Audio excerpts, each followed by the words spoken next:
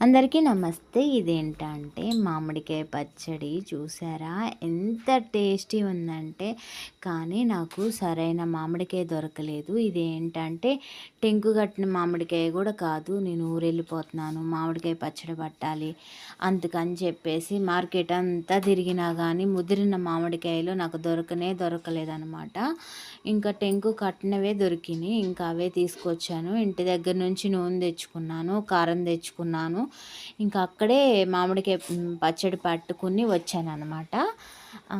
అయితే ఎంత టేస్టీగా ఉందంటే పచ్చడి చాలా అంటే చాలా రుచిగా ఉంది. ఎందుకంటే ఊరు నుంచి తీసుకెళ్ళిన నూనె కానీ, ఆ కారం కానీ, ఆ ఎరుపు చూడండి ఎంత బాగుండిద్దో నేను టేస్ట్ చూశాననమాట. మళ్ళీ కాయల్లో కూడా ఈ పొడుగు కాయలు తీసుకొచ్చుకుని పచ్చడి పట్టుకున్నామా, అసలు టేస్టీగా ఉండిద్ది పచ్చడి. అయితే ఈసారి మేము బాగా పట్టుకున్నాం, భలే రుచిగా ఉంది కూడా.